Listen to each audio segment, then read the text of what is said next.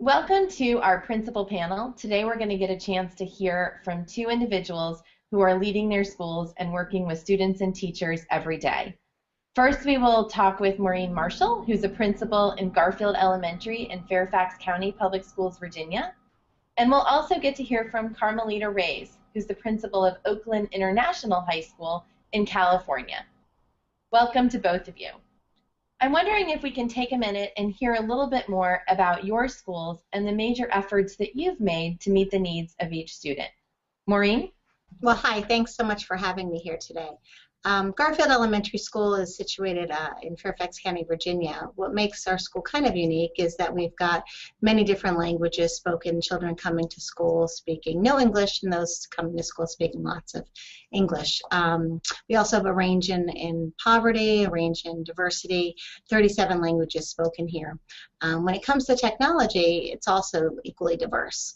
Lots of children coming to school with technology at home, and some with limited technology. One thing that we find across pretty much all of our children is that although they may not have computers at home, their access to smart devices seems to really be on the rise. And so some of the efforts that we've been working on is really figuring out how much technology children have at home, and first and foremost, also the safety piece of technology. We know it's going to be in their world, so how to keep them safe with technology, but also how to utilize it best for when we start thinking about differentiation and differentiating content for our students, how we can best do that and meet the demands of the many levels of English, many levels of learning in the classroom. Thank you, Maureen. I actually would love to dig in a little bit more to your comment about the differentiation and really individualizing instruction. Would you be able to tell us how you're utilizing that lens and how that's connecting to the work you're doing with digital learning a little more specifically? So we've just started in the area of mathematics to look at what children need, and what we find is that lots of times children need to review a concept over and over again, and we're really trying really hard not to show children procedures in mathematics, but really have them think through the process. So our fourth grade team has been working with our technology teacher to upload videos, which is a theory of flipped learning for fourth graders, with lots of different access points for children. So knowing that not all children are going to be able to access perhaps fractions at the same level, looking at the different strands and providing different video and clips for children to access and practice problems outside of the classroom, so when they get into the classroom that they're able to be in small groups with teachers monitoring kind of the work that they're doing as we front-loaded content with their homework. Now, one question I get often is, well, not everyone has access to technology at home, and we know that, but we've also know that smartphones and iPads have been able to broadcast the videos. It's also a big learning curve for parents, so to say to parents, your child's homework tonight is to watch a video. That's very different than what we've done in the past years, even the past 2 years. And so there's a big education piece as well. Also making sure parents are comfortable accessing what children need to access, and that they have the tools and the skills to help their child get online.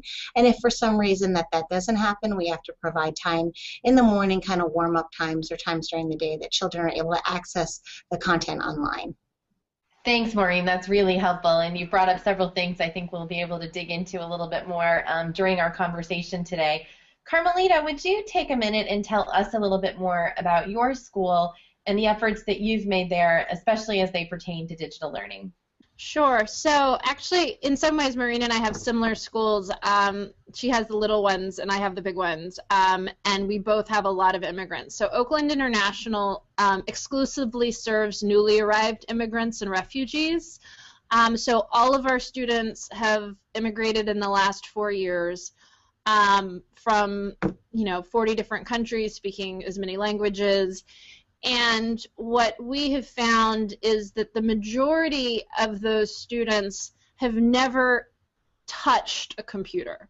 Now, that's not true for all of the students. We have some that come from, very technologically literate households, but by and large, students who immigrate tend to be coming from situations that, they're escaping poverty, they're escaping war, they're escaping violence. About a third of our kids are refugees coming out of Burmese refugee camps, Nepali refugee camps. And so our school is the first place that they have touched technology. And so it really has made us think about making them computer literate for education and work in a different way than kids who were raised in the United States having touched technology their whole lives as part of just social media. It's been interesting. When we opened the school, Microsoft Office was ruling the world and PCs, and that has really changed. And we have a computer class for all of our kids to get them sort of up and running. And the Google Docs has been transformative because it's free, it's everywhere. They can save anywhere and re-access their work from anywhere. And then the collaborative nature of Google Docs, where you can have 2 or 3 students working on the same document and putting together a PowerPoint presentation all at the same time, working at different computers. So that has really changed how students work in groups using technology. It has made technology radically more cheaper for the school sites and for the students and families. Google Sites has been really interesting for us because it has allowed us to teach kids how to build a website and then store their digital portfolios over the course of their high school career. And so you can go see their 9th grade work, their 10th grade work, their 11th grade work, and see how their English has grown over the course of 4 years. That wasn't available 7 years ago. So Maureen, as you're talking about these different efforts you've made, it sounds like you really are figuring out what children need in certain age levels and also depending on where they are and trying to meet their needs. I wonder if you can tell us a little bit about how you're approaching professional learning for your teachers, because obviously this leaves a lot of changes for them as well. So I'm wondering if you can tell us a little bit about that. Well, one thing I've learned is that not everyone's going to move at the same pace, similar to children.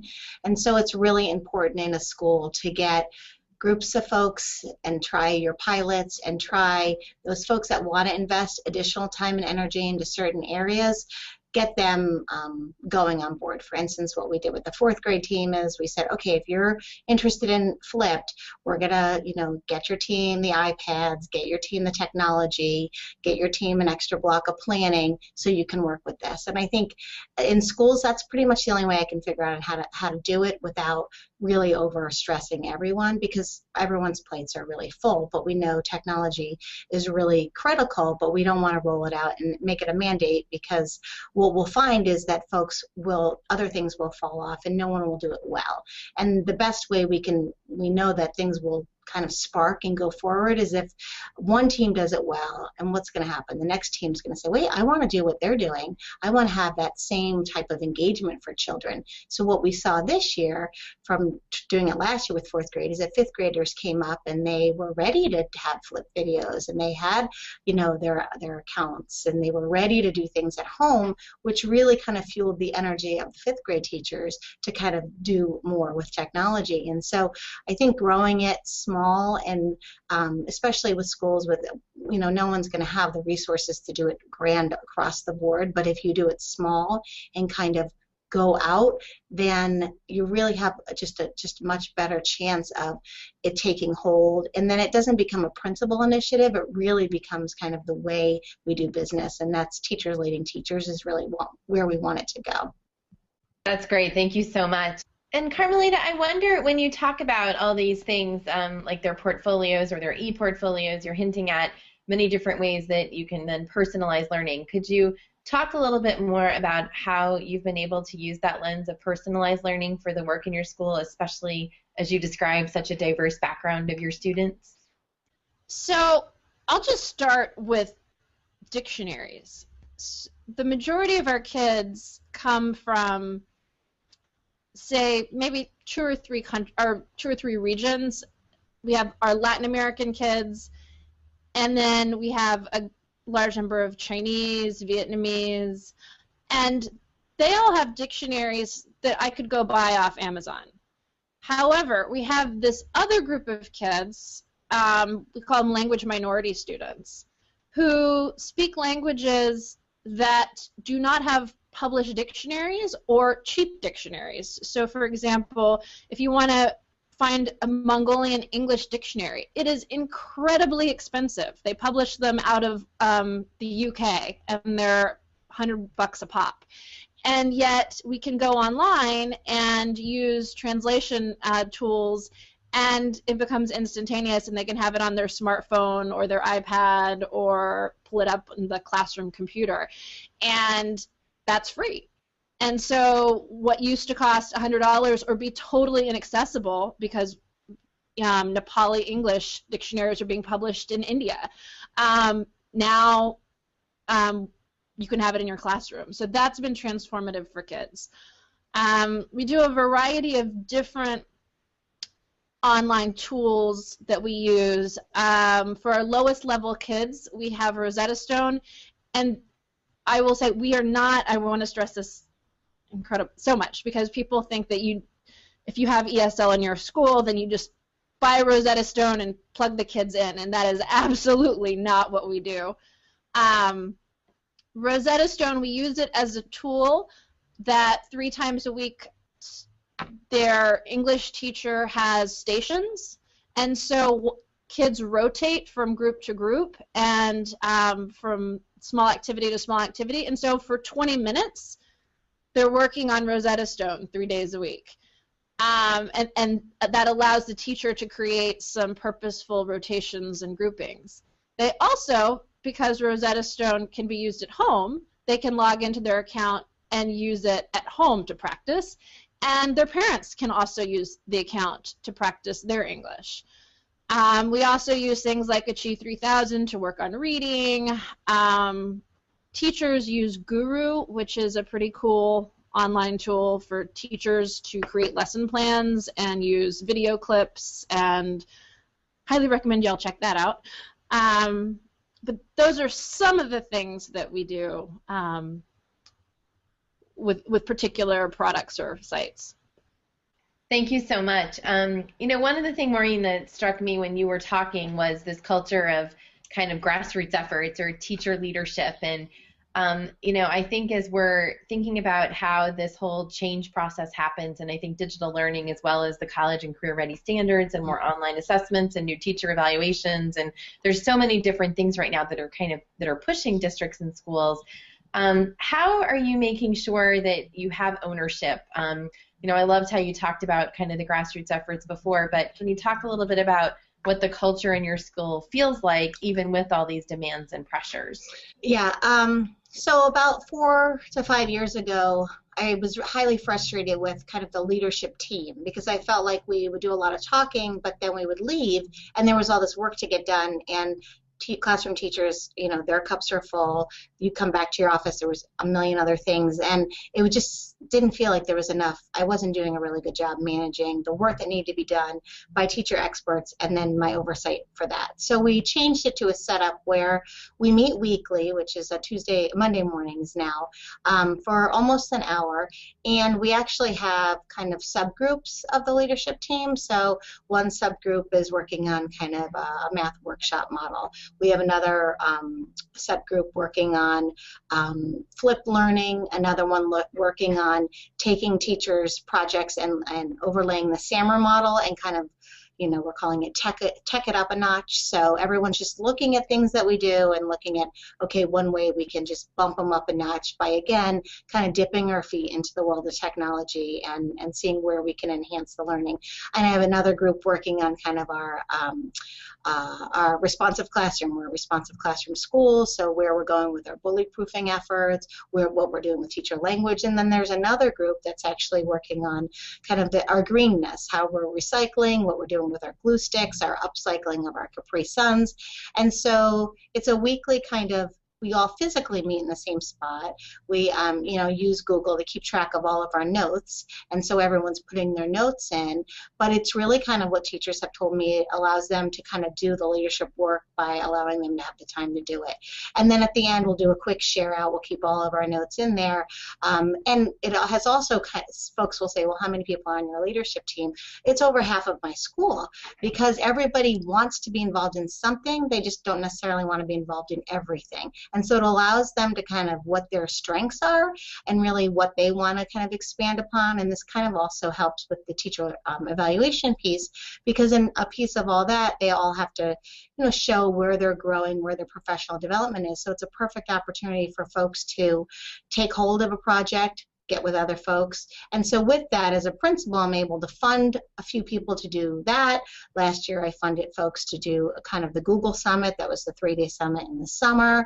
Another group went to the Responsive Classroom conference. So it helps me really look at my resources. And again, from that, we do a differentiated staff development on Fridays, where the folks that are leading these subgroups for our leadership team, our core team meeting, they're able to then turn around and do what we call Friday morning medleys, where teachers sign up and it goes with where their hope and goal want it to be for the year and where they want to get stronger, and then they have to commit to going to at least 6 sessions that are teacher-led by other teachers.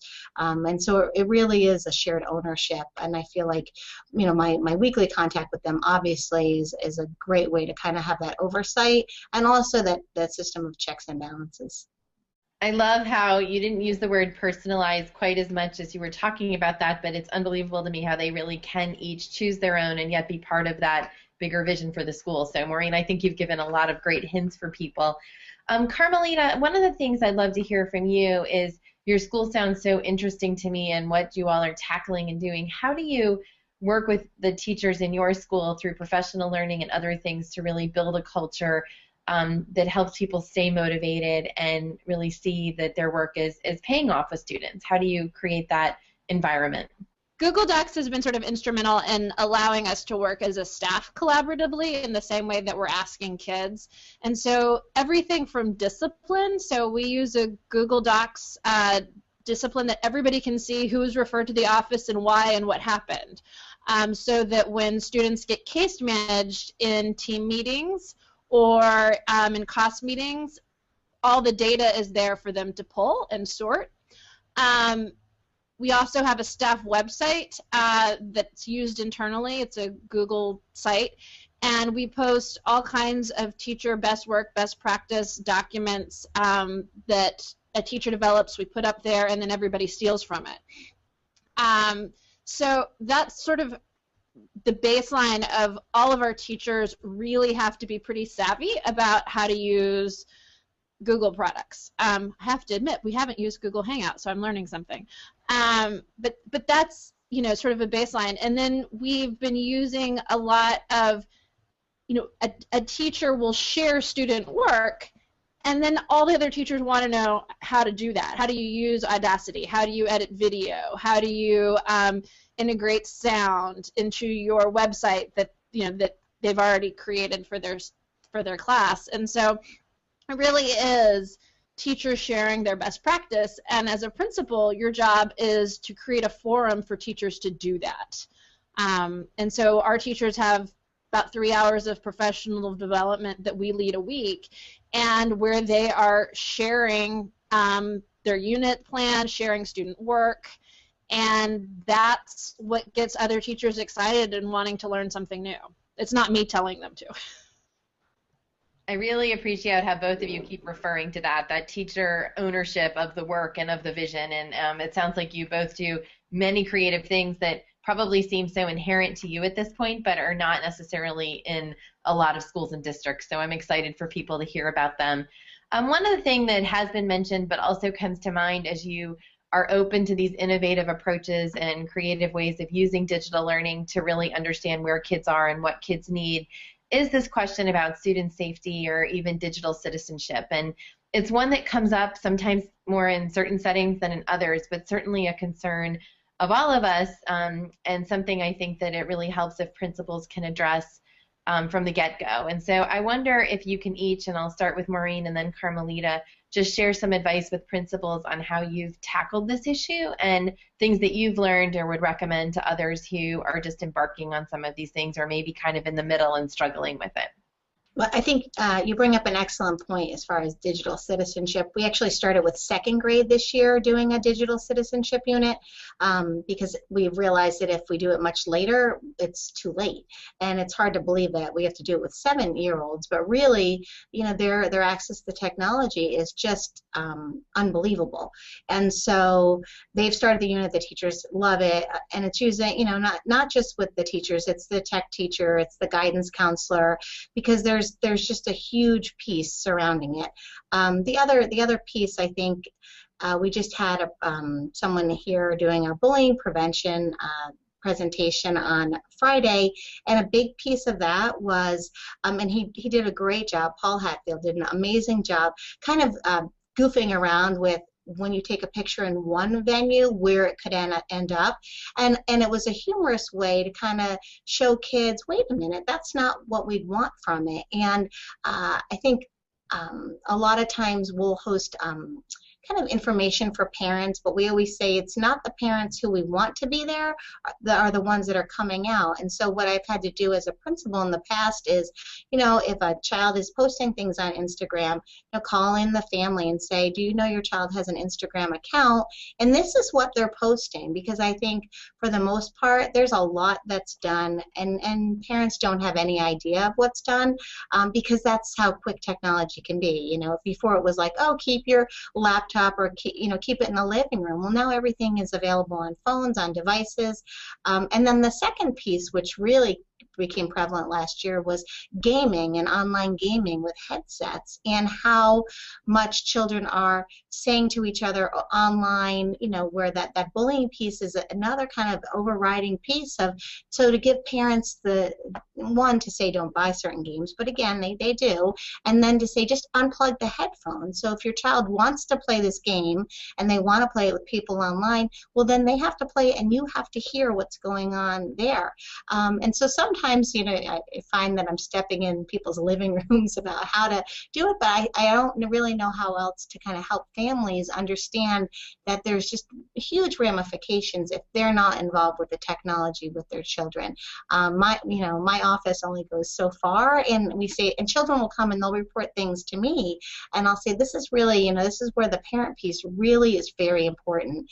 But I still think there's just so much to be done with a parent education piece. I'd love if pediatricians were handing out information, because I just can't get it into the parents' hands quick enough, because I just think that that's a big piece, and we see the ramifications of kids misusing technology. And so it started as early as, you know, first, second grade, and continually, you know, go back to those messages is the best advice I have.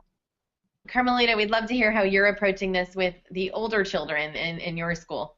So, actually, when you first said safety, it made me think of something else entirely. In Oakland, physical safety is an issue, and there have been a lot of initiatives that I've heard of around the country of getting technology into the hands of kids, you know, an iPad for every kid.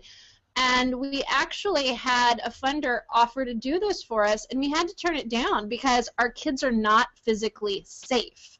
And if it were known that any student at Oakland International has an iPad in their backpack, they would be assaulted. Every year we have at least 3 to 5 kids held up at gunpoint on their way to and from school. And so if there was, and these are poor kids who have nothing, you know, they have a bus pass and $5. And so if it was known that they had an iPad in their backpack, that would be, you know, targets. And so safety is a not just cyberbullying, but like real bullying and real assault is an issue for us around technology, and training kids, if they do have a smartphone, you put it away. You do not have your earbuds out as you're walking down the street because you're a target. And so we do our first step of training around that. We do have some issues around like Facebook bullying and that type of thing, but it's actually really tied to the school climate. So if you, a few years ago, we had a big gang influence, and there was all kinds of online chatter that was really unhelpful and unsafe and made people feel really nervous. However, as we got control at the school site of those students and really integrated them into our student body and talked about, you know, their issues and what did they need to feel safe, that dissipated. And so it's actually pretty rare that we have these issues of cyberbullying. What's been more common this year, actually, is we have a lot of Arab girls where you cannot take their picture and post it on Facebook. Just cannot, culturally. And so we use that as a forum to talk about what should go on Facebook. And so we talk as a class of, yes, this girl is your friend, but don't post her picture because you're creating all kinds of problems for her in her community. And that becomes a really safe conversation then to discuss more broadly about what is appropriate to go on Facebook. And if you don't want, you know, your name used in that way or your photo used in that way, talk to somebody, talk to your teacher, talk to the person, and really be conscious of what you're putting out and what you're posting.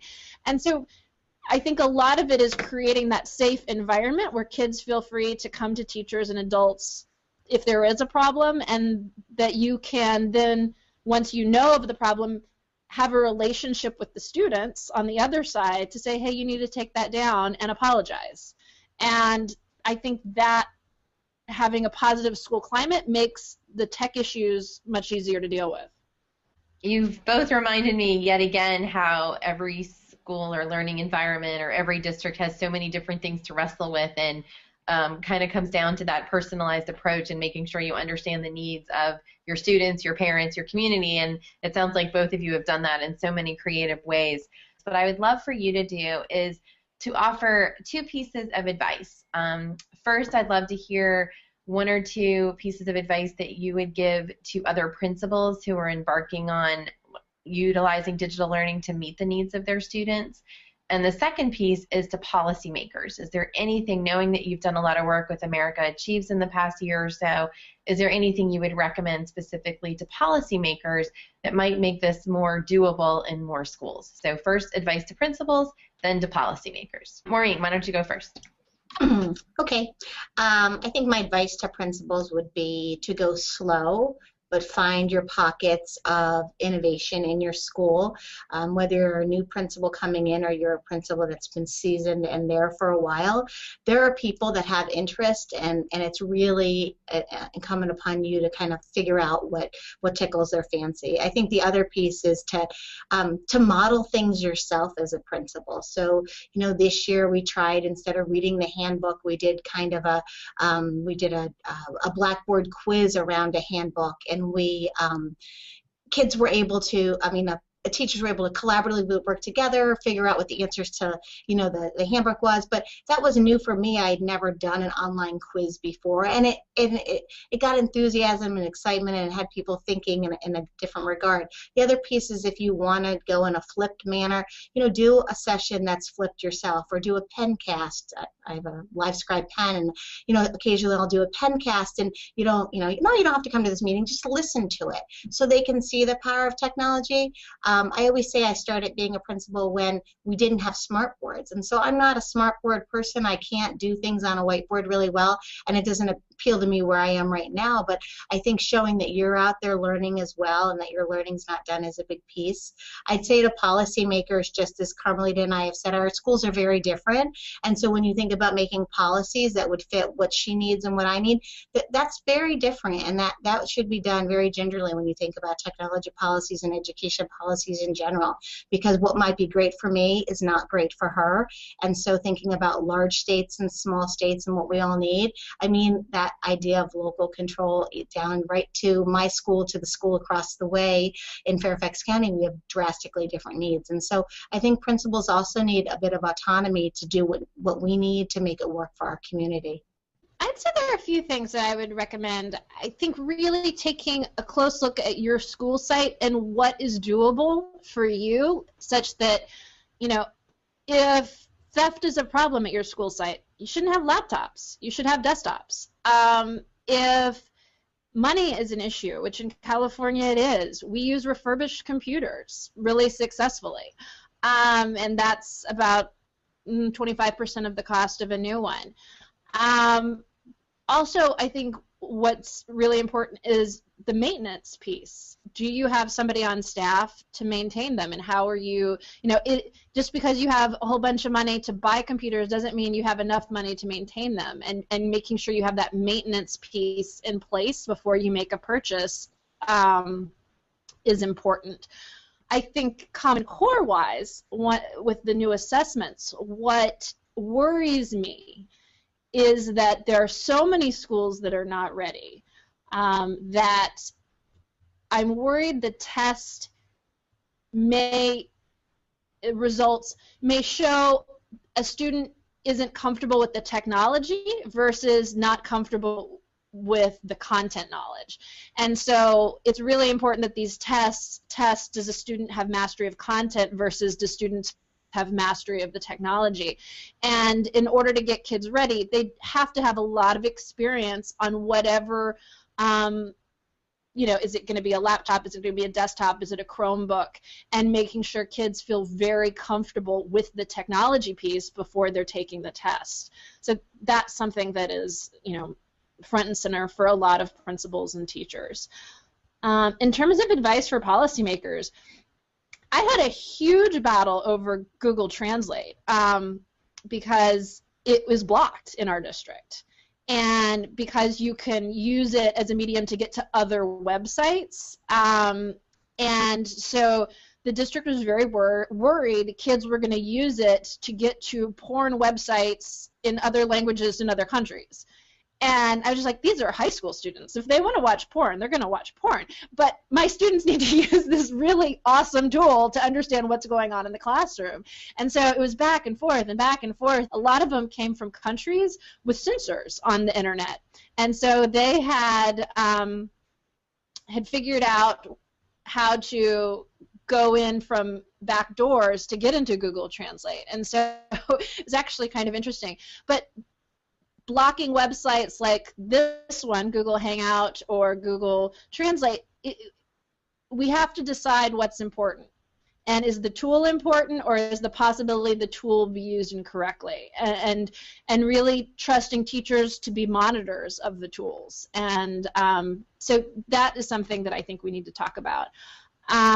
Frankly, wireless. And our school ran out of IP addresses because we had so many devices. And making sure that there's the technological infrastructure to support buying millions of Chromebooks all across the country to get ready for Common Core. So those are some of the things that we're worried about. Thank you so much, Maureen and Carmelita. You have brought up many important issues that principals are wrestling with across the country, and also given us many great suggestions on how to think carefully and make sure that you have ownership and create a tremendous culture in your schools. It's been great to talk with both of you today.